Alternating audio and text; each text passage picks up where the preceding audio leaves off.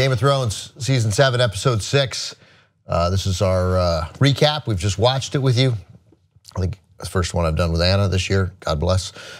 Matt, Cenk, Ben. So what we, they telegraphed it. Can we get the wide shot again real quick? Because I mean, like the blue-eyed dragon, like, right. But it's still. They say that's fan art actually. That it was not official HBO. Oh, really? Yeah. All right. Well, we know now. Well, then sophisticated fan art. I mean, then they knew. Yeah. Right? But we were all guessing. I mean, we guessed it. Well, but I mean, part of the reason I guessed it was because it's obvious. Right.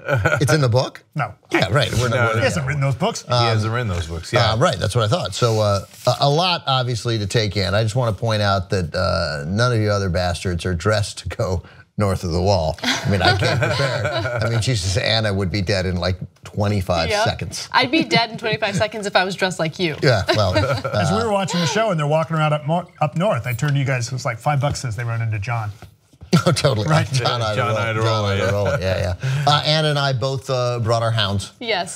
For this, so our I totally direwolves. Yeah.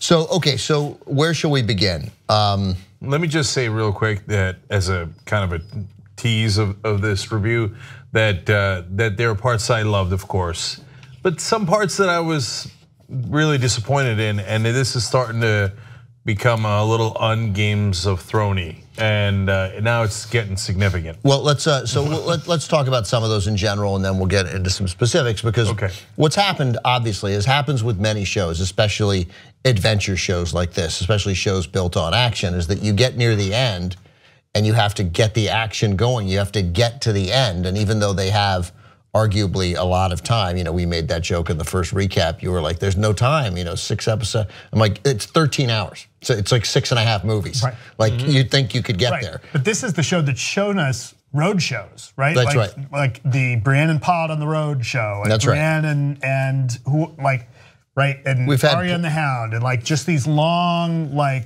Totally, we've had long episodes and a series of episodes devoted to parts of the world that are totally irrelevant now, right?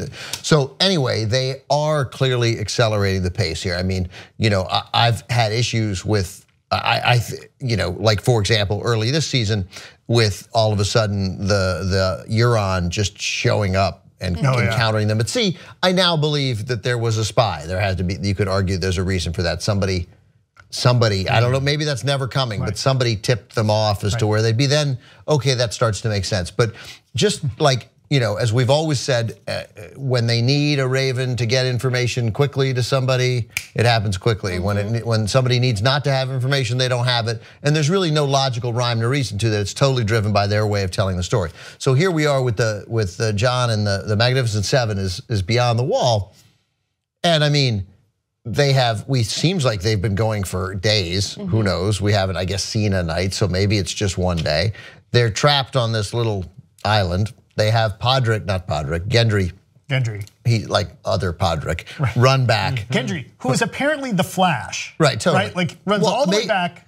Maybe it was 2 miles. We don't know, right? So he runs back, and then they send a raven, they compose the note, they send the raven arrives correctly, Dany gets the message, decides to fly. Apparently, I guess entirely possible the dragon could make it in like 15 minutes. But then, so that all of that is sort of a little preposterous, and so we're already uncomfortable. And then there's that weird line that you pointed out, Cenk, of fall back. I'm like, they were in a circle surrounded on everywhere by, so where are you falling back to? To the ledge on the island. I guess to the ledge, but it just, so I get it. There's some, Game of Thrones was incredible, as all the great shows are, they're realistic to their world. And up to a point. Right, and this felt a little like they were breaking some rules. Another thing that bothered me a little bit too was that when Tyrion and Dany are walking out to the dragons and he's telling her not to go, and the minute you see all 3 dragons gearing up, you're like, one of them's gonna get it. Right, you just know right. it. Yeah, right. You just know it. So she's in furs, she's in heavy gear because she's going up north. Her face would have frozen off. Like up in it's even colder where she's flying, right? Like, and she looks fine. Yeah, she looks fine. Like I kind of wanted to. But she's made of fire, so that's she's made of fire, and she was there 12 minutes. She like zips in, zips out. kills a bunch of people. Yeah. I mean, again, and little things like, well, maybe the dragon should have burned the bosses. Yeah. You know? Yeah, that would have been the first place I would have gone. I thought that was coming. And Right. so I was sitting back waiting for that to happen. And then when it didn't happen, it was kind of disappointing. Put a stop to all this real quick. Right, exactly. And for me, look, all of those inaccuracies and unrealistic moments happen. So I expect them. But the more irritating thing was an entire episode dedicated to people being in a place that they shouldn't have been in. Right, so they should You know what I mean? So the entire time I'm like, why are they there? Oh my God, just to convince Cersei, that's it. Right, Yeah. just to convince, right. So which might not work anyway. So you're risking, 6 of your best fighters there are, and your entire sort of Dany's entire trusted leadership circle now, right? The capable ones, all for a plan that even if it's successful might not be worth anything and really might not be successful. Well, that was what Tormund was saying in the last episode, right? He's like, you wanna do what? Yeah, and you right? got- And he's like, okay, sure. And And, like I what- love the line where he says he has the line, he's talking to Gendry, or he was talking to somebody about being, he's like, strong's good up here. Good fighter, strong, great. You don't need smart. Smart people don't Right. people don't come up here looking for the dead. Right. Yeah, and then at some point the Hound says to him something like, how did you survive being, he's like, you're such a madman, how did you survive? He's like, I'm good at killing people. Yeah. Okay, so now all my issues, I'm gonna get past it's cold and 2 hours and 2 days, and that stuff's pretty annoying, I'm with you, but I'm past it, okay? The thing I'm not past, and the number one problem is, a second guy goes in the water where and shouldn't have come out, right? So he goes in the freezing water, he's falling just like Jaime Lannister did. He comes out like Jaime Lannister did. It's horse crap. And then and 7 of them go, the Magnificent 7 go. Game of Thrones kills like 4 of those guys. Instead, we got the guy that we knew was gonna die, Man Bun, died just as we predicted, right? And so, not good enough. There should have been a better body count there. Right, we thought we were gonna lose Tormund More there. deaths. Yeah, and so I'm used to heartbreak from Game of Thrones. It did not give me sufficient heartbreak. Oh, I don't have a problem with them. I don't have a problem with them surviving. I just have a problem with the manner in which it was done. Like they fought it off. They're there for days, and then Dany came and saved him at the end. That feels like a 1978 adventure movie. No, that's exactly where I was going with this. So it's now the second time where in the nick of time someone is saved. Again, very on Game of Thrones, and unless it's the Knights of the Vale, well, that's part of the intrigue that was set up, and that was part of the strategy you were wondering, that they would come late, right? I will point out this show gives us what you hate to see in a story like this. You get the Deus Ex Machina, right? Like you get the magical thing that like, oh, hey, the dragons come and save them all. And then we get it again. Then Jon's about to be wiped out by all these dead guys again. And then, there's Benjen, get on my horse and go. Like, right, Uncle Ben shows up. Too many hero shields. Right, too many heroes. Now, I guess Jon is, I guess we're supposed to believe there's something special about Jon, like he's a survivor. That really isn't true about Jaime. Jon might have some immortal qualities to him that would explain climbing up there. I mean, I would like to have seen him use the sword underwater on a couple guys so we would know, we could have had a shot. Hey, look, I'm taking my coat off and I'm using the sword. And then when he swims to the top, you're like, okay, he killed some guys underwater. That's sort of badass. And then Benjen gives him his coat, and he rides off. And then you're like, I literally think I just fixed that scene. Yeah, well, you certainly went a long way towards fixing it. And like, they're just about to die and the dragon comes. That's not the right way to do it. It's just, it feels too regular, right? And almost all the relevant characters are, not almost all, Man Bun was gonna die. And they threw in a couple of red shirts there, reference to Star Trek, that all of a sudden there'd be a guy you didn't recognize that was there that they spent no camera time on. You're like, okay, that guy's dead, it's super obvious. It was too regular. And it wouldn't have felt that way. Like that's a nice scene where the Hound chucks the stone and it doesn't break the ice and it tells the dead who are aware of some stuff that they can walk on the ice. And so we got that nice moment of him going, oh, right?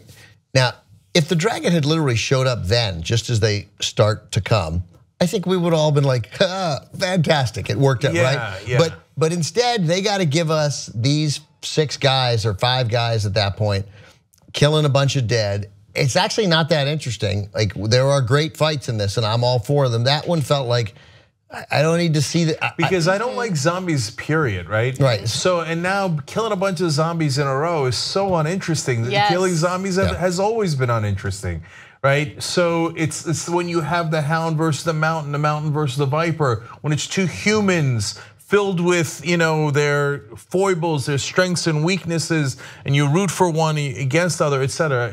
How do you root for or against the zombie? So maybe, yes, Ben has done a great job of fixing this scene. Too bad it didn't get fixed, which is that the dragons come earlier, so it's not so preposterous. Right. And I mean, you you still see the shot of them surrounded, and they're desperate. Right. You know they're desperate. We've got it. They've sat it up at night. They fell asleep through the night. They know that the ice is going to refreeze. They know they're going to starve or freeze to death or whatever comes first.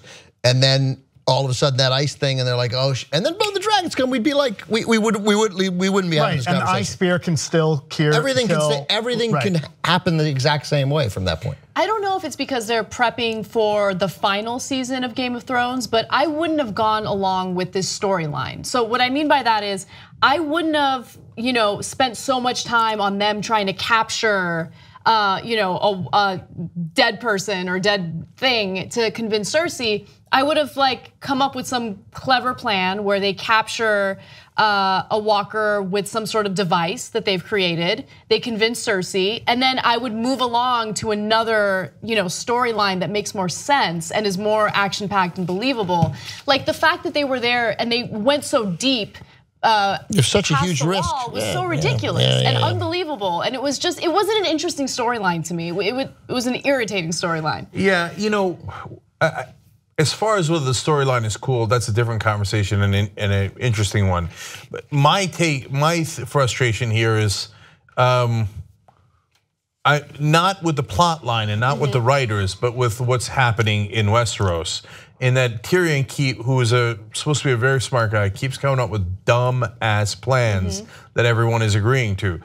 Cersei is unconvincible. That's not a thing you should try to do. Even if she saw a White Walker and she saw everything, she'd go, great, you guys go kill them and I'll stab you in the back the minute that you turn around. And she doesn't care, she only sees this far in front of her. So she's not ever going to do the right thing. Trying to convince Cersei to join with you to do the right thing is insanity.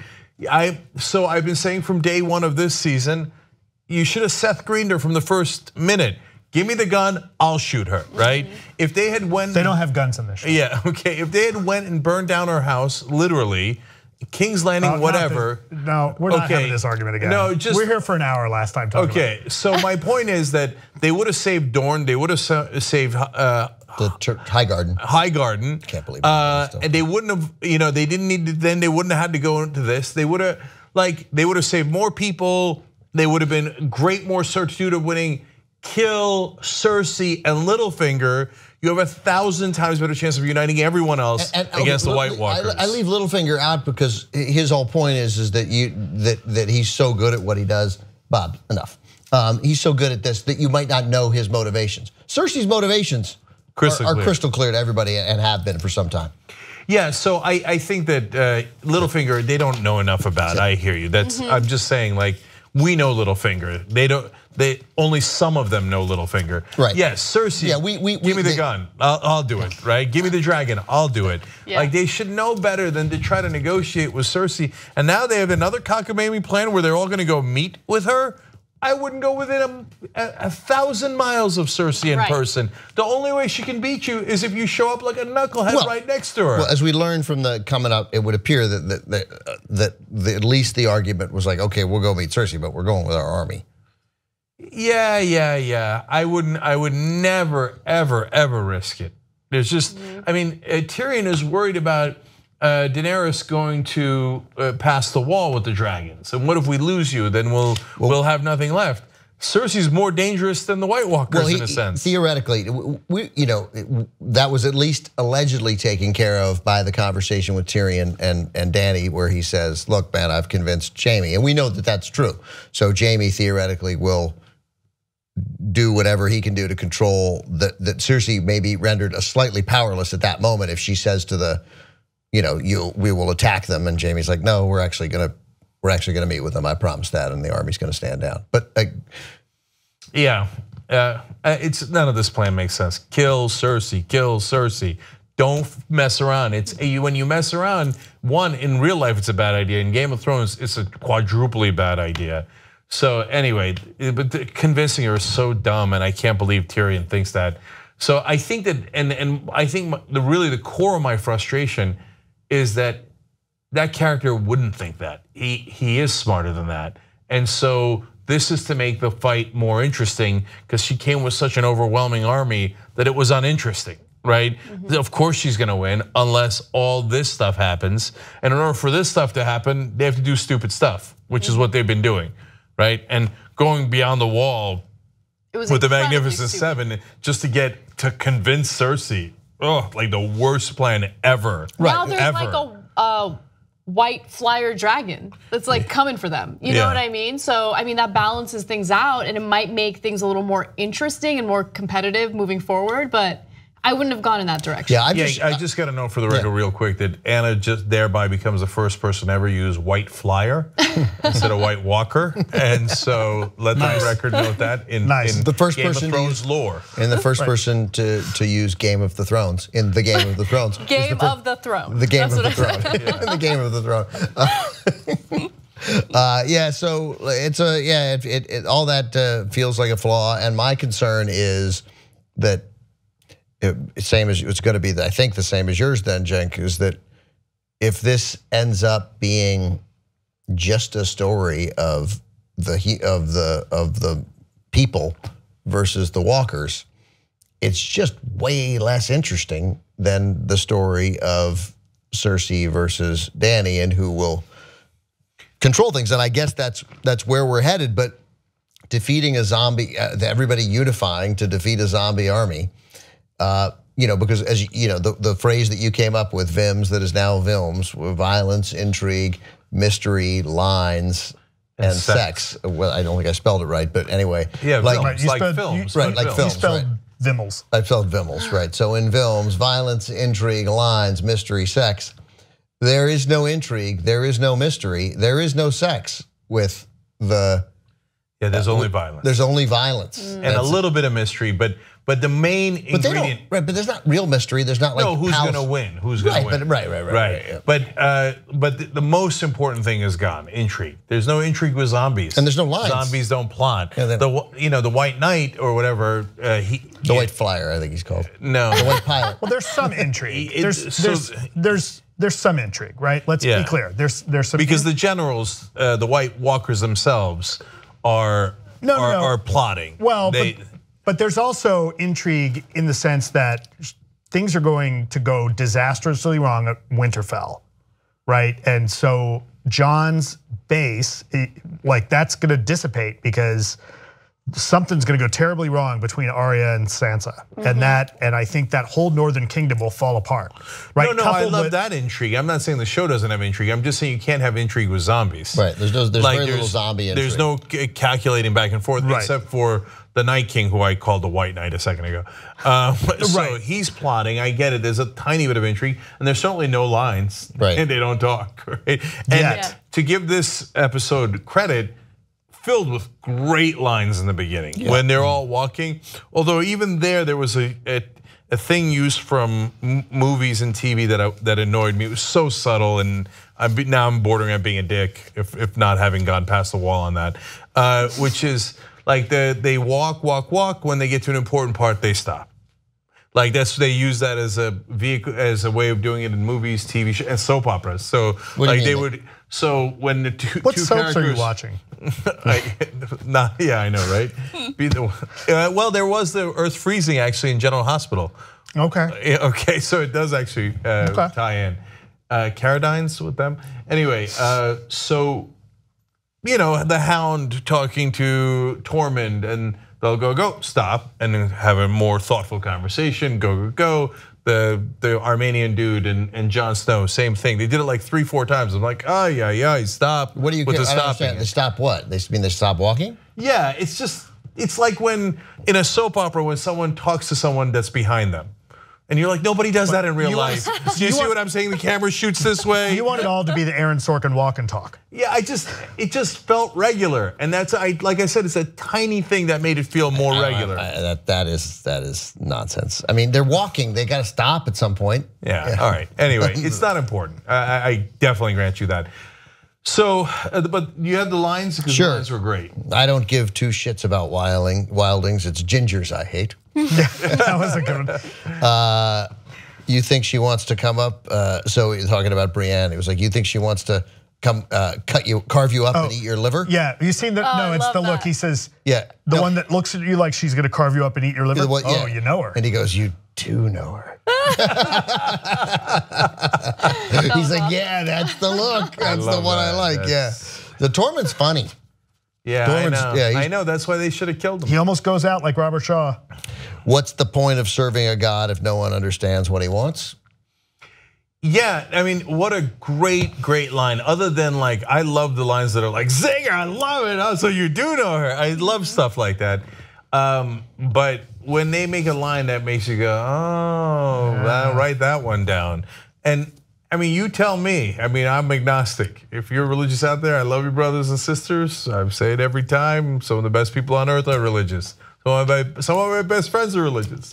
But if you don't know what God wants, how do you know you can, like, how do you know to serve him? How do you know you're serving him, yeah. Right, and you don't know, you're letting a rabbi from 2,000 years ago guess for you, right? Even if you're any of the three main religions. At me? I'm saying that, from a long time ago. So it's such a great line. Walking is good, fighting is better, effing is best. That was good, and then the Hound. What are you whinging about? Oh yeah, yeah. So I've never heard the word whinging. It's my fault, I guess. Is it more British? I don't know. But so I thought they made it up totally. Maybe it's British. It is British. Yeah. Okay. It's like whining. Yeah, right, clearly. But without knowing what it meant, I immediately loved it. Yeah, of course. In the context that they used it. I want to use it on my daughter instantly. What are you whinging about? This one's been killed 6 times. You don't hear him. You don't hear him whinging about. Yeah, it was good stuff. There was definitely good, and some good lines from good sinister lines about Arya and Sansa, which I guess we should talk about. Yeah, so we're going to talk about that in a second. Among the last things here about the North or Beyond the Wall. So let's just note for the record that it is cool that they got one of the dragons. Sure. So yeah, I think I love Tormund, and he probably should have died there. They're getting too cutesy and too regular. But shoot, they did kill one of the dragons and then brought him back. So now the odds are way more even. Now it's 2 dragons against 1, which leads us to Anna's point, which I think she said off air before we started, which is, but I'm now hungry and forgetting, but go and burn the Night King first. Yeah, right? I mean, that's what they should have done in the very beginning. Oh, she did, yeah. Yeah, I mean, I thought it was super weird. Wait, burn the. Oh, when they got there, yeah, as it was happening. Like Dany was there, she saw it go down. So like, why wouldn't she say Dracarys and have one of the other dragons murder that guy for the 2nd time? Yeah, and also now that and I imagine that we're gonna get a shot at some point when the Night King gets carved in half by someone of the dragon. Right, everyone will just crumble. It'll break into it, and again, that leaves out all the sort of intrigue and mystery if we sort of know, or they come and kill everybody and they rule the Westeros. But I'm doubting that. So the zombies get killed by fire, okay? But do the White Walkers do? Because one of the White Walkers there walked through a little bit of fire. So I guess they know. So right, as he walked through, it all calmed down. Yeah. So maybe the fire wouldn't have worked. I don't know, but I would have liked to have tried it. And I want to be clear. Well, we'll see that at some. I guarantee you, at some point you'll see one of the dragons try and burn him, and we'll see what happens. Right? It probably will be like it'll just dissipate. We're definitely going to see that. I thought that the White Walkers could die in one of two ways, which was either the fire or the Valyrian steel. So well, Valyrian steel and Dragonglass, definitely. Okay. And I thought fire, but apparently we might be wrong. We might be wrong. At least I know the zombies die from fire. No question about that. So they re-die. Yeah. So at least, and you know me, I've never been that impressed by the White Walkers. Right? There's an army of knuckleheads who don't know how to strategize. And there's like 4 dudes. If you can somehow get the 4 dudes, and then we're done with it. And so, like, stop messing around. Give me the gun. I'll do it. Right? So, however you do it, I don't know. If the dragons don't work, drop a bunch of guys with Valyrian steel right in the middle of the Night King. Now, in the show's defense, literally, there was 8 people in the world who believed that this was an issue. Like, so. Right. I mean, okay. Look, like. You know a lot more of what's going on in this world than anyone else in the world does. That's right. Okay, so let's. I get it. That's why I made the comment about Littlefinger. I get that they don't know how dangerous. But they also like don't know about. 3 or 4 experts. I mean, Jon probably knows more about the White Walkers than anyone else. And he just learned. Right. Dany gets up. Like I get what now. The next time we see them battle, somebody will go after those dragons. But Dany. I mean, after those walkers, but this is the first time Dany's ever seen them. No, right? I don't think she's gotten the briefing from Jon. Like she flies up there just to get them out. She doesn't, might not even see those guys. Like she doesn't know who those guys are, right? And she's not gonna. Also, she's not gonna just go up. I have to get this point in because I had to keep quiet about it. She's not gonna go burn King's Landing. She can't. She can't. She can't. No, I know. We're past. Like she can't go into the country's equivalent of Washington D.C., burn down the Capitol, and then expect to rule. She'll always like that. I don't want to relitigate it. I hear you. I'd have done a smart bomb, but anyway, I don't want to nitpick, and I'm definitely at least on the border of nitpicking. So, you're past on the White Knight situation. I said it again. On the Night King situation, when she first comes in, she doesn't know who the Night King is. She's never seen him. I'm totally with you guys, right? But at some point, like when he speared her dragon, she's like, oh, I get it, that's the guy. Now at that point, he's got spears and she's a little rattled and there's 1,000 things going wrong. So I'll give them plenty of passes there, and so fair enough on reeling me back in on my anger at their bad strategies.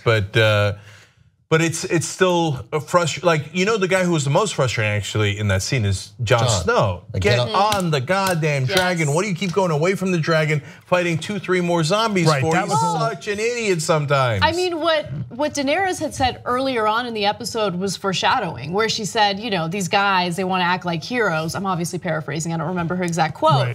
But she's talking to Tyrion about these men who have to outdo one another in being heroes. And I feel like that's what Jon Snow was doing in that scene. Yeah, that's right. No, I definitely. Totally agree. And also, to be honest, of course, his delaying killed the dragon. I mean, if he left right away, then they don't get the dragon. The guy doesn't get the spear and get the dragon. He should have been the first one on the dragon, given his level of importance that he's the king of the North. Not because, I'm scared and I'm going to get on the dragon, but because people rely on you. It's super important for you to get on the dragon. You getting on the dragon saves lives. Also, but he had to prove that he's more heroic than the rest, so he wanders out there. And in this case, get on the dragon and then let the dragon breathe fire. Right, but that's Dany. That'll clear you 100 yards. Points. Yeah, Dany gets those points. Like he's got to get back on the board because Dany's come in and killed dozens of them. Yeah. He, I guess. I mean, but now they at least seem to. Well, let's take care of their scene because then they, the romance is now set to go right with them. It would appear until they figure out that they're related. Maybe they won't care. No, that's going to make it even hotter. Right, they're Targaryens. Right. That's the way it works in that family. Who knows whether it works, whether that's going to be enough? But it's certainly there, and she realized both. You thought she was smiling. I think she was. I thought she was sad. Like she recognized when he went under. She was like, "Oh crap! I fully love this guy, and I'm pained by his apparent death." And we saw that again when he came back, and she was like, "Sweet." And she's attracted to him now, but wait till she finds out he's Targaryen. It should be all over him. Like, it couldn't be any better than that. Yeah, that's the way they roll. Yep. They went over the top on 2 things. The romance, man, that came in with Gendry's hammer. Like, okay, I really love him. Oh my God, I miss him so much. Oh, there he is. Oh, thanks God. Oh, okay, boom, and then holding of the hands twice, etc. But that's it. Good. It's settled. They're in love. We got it. Okay. And I thought that instead of him bending the knee, that he would become the king. That they would get married, and then that's how it would get resolved. Which, by the way, also is very much how it worked in the real world, where you would have these huge conflicts, and then the way they would resolve the conflict is by having the King of Prussia marry the Queen of Wales, and we're all good, right? So that's why actually Germans pretty much rule Britain, because they married so much German royalty. There's a great irony there. Anyway, but they didn't go with that. He bent the knee there, and so that's that. Right, and how when that word gets back to Sansa. She's not gonna like that. She's not gonna like that. I'm of course. But that actually, if he bends the knee to her and has basically committed the entire North to her rule, then we end up in a situation where if Jaime and Cersei die, she marries Tyrion to unite both kingdoms. Sansa marries Tyrion. No. Again. No. No, Dany could marry Tyrion. Oh yeah, right. Because if he ends up. You don't need to do that. Look, at that point they've won. She'll marry whoever the hell she likes, right? Yeah. So you really desperately want. Sansa and Arya are both smart. They almost got there. Brienne significantly said it because that you want them to figure out. I mean, I wrote in my notes, for the love of God, figure this out, right? Arya and Sansa. Figure Littlefinger out. Have the conversation about where'd you find that? In whose room? He wanted you to find that. Like it's gonna occur to them what's happening. They had the great moment. You never would have survived what I survived. I guess we'll never know. Arya responding to Sansa. So it would appear that Sansa, to me, and correct me when I'm wrong all the time on this. Sansa made up a note to send Brienne to King's Landing because of Littlefinger's recommendation or Littlefinger's advice that Brienne could bridge this gap. Brienne could step in. So I thought that maybe that meant that that he was saying that Brienne would save Sansa from Arya if there was a fight. But Sansa appears eager to dismiss Brienne and send her away. Yeah, I got the Unless, sense. that wasn't Sansa. Wait, was that before or after Arya's conference? Well, she can't take the face if she's not dead. No, that's what I'm saying. No, that was. Was it before or after the Arya confrontation? Because if it's after, there's some chance that's not Sansa, that's already Arya, and that's why she sends Brienne away with a fake note. So, but we don't know. They haven't done any of that where we then go back and see that she killed Sansa. That's not a Game of Thrones storytelling move to who knows? So tell us, you guys. We don't remember. Well, I could probably tell from my. It was after the confrontation that Sansa gave the order to Brienne. Right. What I took away from the conversation Littlefinger was having is he was intimating that Brienne would take out, like Brienne could protect Sansa and hurt Arya potentially. And I think that I felt like Sansa was sending Brienne away so that Arya won't get hurt. Yeah, so that's what I took away from that. So this is good. This is Game of Thrones because this is intrigue, and we don't know which of these things are true, and that's the heart of the show. I love that. Okay, so another possibility is Sansa has figured out Littlefinger. Littlefinger says, oh, maybe Brienne can help ameliorate the situation. Oh, Littlefinger wants Brienne here. Brienne, you're leaving, right? Whatever Littlefinger wants, Littlefinger does not get. Maybe. I do the exact opposite. Or it's the double reverse because he knows that she's onto him. And so he's telling her things when he wants her to do the opposite, knowing that she'll do the opposite. I mean, there's really no way to know. All we can do is speculate. But the one thing that I will say is that based on this entire show, Littlefinger has been way smarter than most people, Sansa included for sure. All people, exactly. People, right. He's a wheeler and dealer. He's like a shyster. So he's like Carl Icahn, except not anymore. Carl Icahn had a left today. Yeah. So I feel like he's gonna pull something out. I do not think that it's possible that we did not that Arya killed Sansa, took her face, and they just decided not to show us that. No. They're obviously if that was a situation, they're obviously going to show you how that happened in the next episode. It didn't happen. It didn't happen. It's a 0% chance. All right, that's zero. Pretty high. Zero. Pretty low. Bran's going to bring him together. Bran's going to bring him together. Bran's going to tell him both. Where is Bran? No, he's saying Bran. No, Bran. Bran. Brienne. Sure. Okay. Bran. Yeah. All right. Yeah. Bran's going to say. Bran's going to. But isn't Bran a zombie himself at this point? Like not literally, right? But he can't control really the things Bran. that are coming. Right. But whoever's sitting in that chair will end up saying the magic words that get them to talk to each other, and that's why he's there. They're not using. I mean, they're massively underutilizing Bran. Definitely. Yeah. So I mean, look, there's a lot of frustrations, right? As usual, but that's okay. That's good. Like this is normal miscommunication that would happen, right? So like for Sansa, what you wanted her to say to Arya is, "Hey, knucklehead, how'd you get the note? However you got the note." She did say it. No, she did. She said it, but then they dropped it. But then they dropped it. You have to finish that sentence. Whoever got you that note wanted us to fight. Like you got to be able to smart enough to see that. This is what Cersei wants. If she can see this, she'd be incredibly happy. Right. So I know, and she walked all around that point, but didn't quite get there. Whereas, like, if I felt like she made that point when she said what you said, when like Cersei would want us fighting. Like Arya, there's no reaching Arya. I mean, right. Arya, when Arya was singularly, Arya's made up her mind. You're a traitor.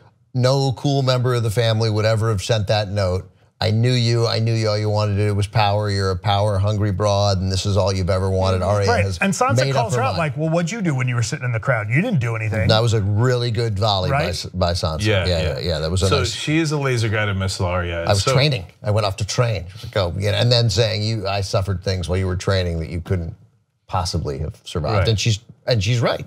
Arya would have, not stood for that, right? God bless. I mean, no one should have to endure that, but Arya would have fought back and got herself killed. That's absolutely. Right. Yeah. 1,000 times along the way, even before you got to Ramsay Bolton, she would have stood up and been killed. Right. 100 times over. They were looking for her to kill her. Yeah, and so okay, now the heart of it is in that scene where she finds the faces and they're having the confrontation. In the beginning, I thought, oh no, Arya's going to kill her.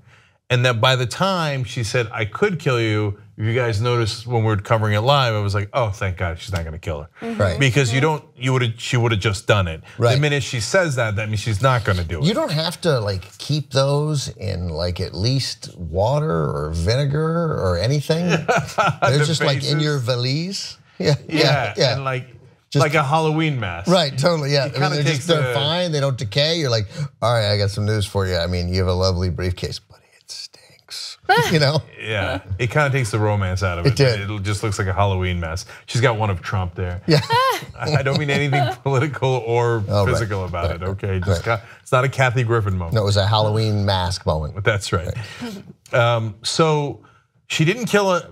Obviously, she didn't kill her at that point. We still don't know which way it's gonna go.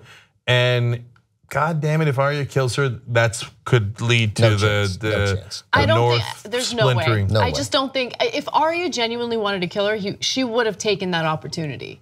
And think about it, she's in the most angry moment imaginable. She just read that letter. Yeah, right. You know what I mean? Like if she wanted to do it, she would have done it at that moment. She didn't. No, but so let's talk about the dagger. The reason she gives her the dagger, and I think she's done this a couple of times, is you have to try to strike first.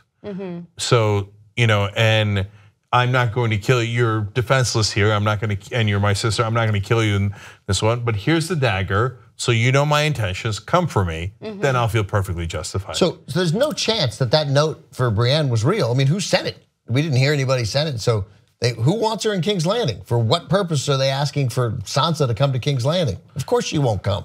Like what kind of nonsense is that? There's only two possibilities. One is that this whole meeting of the families in King's Landing with the White Walker in tow get captured is like, hey, everybody, all you knuckleheads, we're going north. We got to fight those guys first. Call a meeting with the 5 families. That's right. Yeah, but why that's was one possibility? But no one said it before. No. So I don't know. I somehow that Sansa or Arya sent Brienne away for something. But I just want it so badly, and I hope I don't have to wait 14 months for it. But the moment that the Stark girls are like, wait a minute, so Littlefinger said what to you? And I did find it in his room. I found it pretty easily, actually. They're like, oh, let's trick him, and then we'll kill him. This will be great. Like that'll be a great television moment. That'll be a nice television moment, right? Or they kill each other, and it's Game of Thrones, right? And then at least I'm satiated with a good, solid heartbreak. Right. Yeah. Good shot. He manages to do that and Varys hears about it, and Varys tricks him and kills him. Something like that. He can't win. Possible. It's too unsatisfying. Yeah. He's working with the Night's King. Yeah, totally. He'd make a great Night's King. Yeah. Right? Oh yeah, blue eyes, yeah. Right? Make the North intriguing again. Yeah.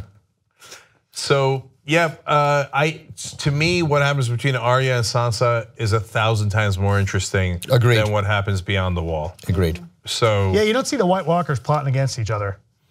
Yeah, well, that's a good thing. And as Matt kept saying, where do they get the chains? Where'd those chains come from? Somebody just tweeted me to say that they were made of ice. They weren't ice. They didn't look like ice. But also, Jack, you said when she sends Brienne off, like if it's made up, and we don't really know, we have so little information on that. I mean, is she sending Brienne to her death? I mean, it's a super dangerous situation to send Brienne to if there's not. Either she's sending Brienne to her death, and that is cold, and that's why I thought, is it Arya? Because Sansa's not that cold. Arya's that cold. But Arya's into Brienne now. Like they had that little fight. They're into. Like they had a moment. But she's Hound level cold. She's Hound level cold. Right. But as we said, but he's not Hound level cold. He wouldn't do it. He's got sad eyes. What did he say to Tormund? Something like, "You're fucking mad. How did you survive all this time?" And he's like, I like killing people. Yeah. I did like I'm good at killing people. I did like that Tormund almost went out the same way Quint does in Jaws. Oh yeah, totally. Right? Dragged underwater. Dragged under, and he's like thrashing about. Yeah, that's right. That was very Jawsian scene. That's right. Especially since we just found the Indianapolis. Is that right? Yeah. Did that happen? Yeah. Wow, cool. Jaws fan? Anyone? No. Have you seen Jaws? I have not. You seen Jaws? You know what? I never did, no. Let me tell you something about Jaws. It's a shark. It's unbelievably good. Really? I mean, you guys should see Jaws tonight. Like, what? It's fantastic. Oh my God, you guys. It's just thrilling. You guys. You'll come afterwards. You'll be like, this is the greatest outdoor adventure movie ever. It's unbelievable. It's so great. You guys watch Jaws, and we'll do a review of it. Yeah. No, seriously, we'll do a what the fuck review. Did the shark ever get blue eyes? Yeah, totally. Okay. Spoiler alert. Yeah, totally. All right, so shit. Now I'm sad I brought up Quint. Okay. Totally. Yeah. So damn it. Back to Daenerys for a second. So twice she said she can't have kids. I don't remember that ever. The fact that I don't remember doesn't mean it didn't happen. Didn't she I don't remember in the middle of like there was a dead baby and right. Yeah. So Drogo was like half dead, right? And I think she still had sex with him. Yeah. And got pregnant, but then the baby was. Or no, she miscarried she was because pregnant before that's right. Yeah. She miscarried because the witch sacrificed the life of the unborn baby to bring back Drogo. And when Drogo came back, he was like half alive. Right, and Drogo was half alive. Yeah. And if I remember correctly, either the witch maybe said in her losing somebody at some point in losing the baby, it came up that she would never be able to have children of her own, and the witch had done that to her to curse her on purpose. Because Drogo's people Yes, so then and remember that witch was someone that Daenerys saved. Right. Yeah. So then, why does Daenerys get burned? Like, what was that about? Where and what context? Who burned her? No, remember she goes into the fire with the 3 dragon eggs and Drogo, her right. In her grief, she was just going to sacrifice her. So she was just. So that was her. She went in herself like, there's no point in living. Right. And then it sort of. Right. Whatever. And then she came out of it. And then she came out of it, right? So, but I mean, it's fair to say even so that the witch told her this. We don't know if it's true. The witch told her she cursed her. We don't know if it's true. She did have 1 miscarriage, and she did give birth to 3 dragons. It's reasonable to think, I probably can't have a regular baby. Yeah, but the eggs. She's hatched. more sure. I don't think the dragons were in her. No, they were eggs. Right, but how did they get them? Those were the gifts she had. They were gifts. They were wedding gifts. Wedding gifts, yeah. Yeah, and she brought the eggs into the fire with the three dead people. Yeah. Right. That's why I've always thought the dragons were Khal Drogo, her son, and the witch. And so maybe hopefully they killed the witch. It was Drogo, her son, and her brother. Really? I thought the witch was in there. No, Viserion. He wasn't in there. He got he gold, got like melted. Goldfinger. His head got melted. Names. Are you talking about the names? No, he's talking I'm talking about who the dragons actually are. Because those were 3 souls in there with her. Yeah. So that's never addressed in the books. That's just a Cenk theory. Okay. Maybe. And it might never get addressed because it might not be true. So we'll see. I don't know if so one of the dragons is named after her idiot brother? Yes. That's a foolish thing to do. Yeah. Well, that I hope is the one that totally went under. So it's Drogon and Viserys and Steve. Yeah. So the bottom line is they said it twice there again to hit us with Gendry's hammer. Okay, I get it that you can't have kids, or at least you think so. But of course, her and Jon Snow are going to sleep together and probably have a baby. Probably. Right. I'll be honest. I pretty much thought the dragons came out of her. I'd forgotten about the eggs. I mean, like for 5. It's been a long time. 5 years, right? Yeah. You guys were like the witch. I was like, what witch? Yeah, it's been a long time. Do you think Cersei ends up trying to marry Gendry to solidify her claim on the throne? I guess obviously Gendry has a legitimate claim to the throne. I don't. I still think Gendry ends up with Arya. I think Tormund ends up with Brienne. I think all the things I think Jorah. Pod ends up with every woman in the brothels. And even though the writer said it wouldn't be the case, that actually is purgatory. What is? I'm saying like Lost. Yeah. Oh, right. Yeah, that's right. Yeah, that's right. Like we have a happy ending that we shouldn't have had. Right. Look, that's the final mystery of Game of Thrones, of course, is will we have a happy ending or a disastrous ending? I imagine that Game of Thrones, that if we do have a happy ending, that like we think it's happy until like the last scene and Littlefinger is not dead, but in the dungeon, right? And he rolls over in bed and he opens his eyes and they're blue, and then that's the end of Game of Thrones. He rolls over next to and wakes up next to Suzanne Plachette. Oh, that's totally right. Yes, that reference I got. He wakes up and he's back in Baltimore. That's right. I had the weirdest dream.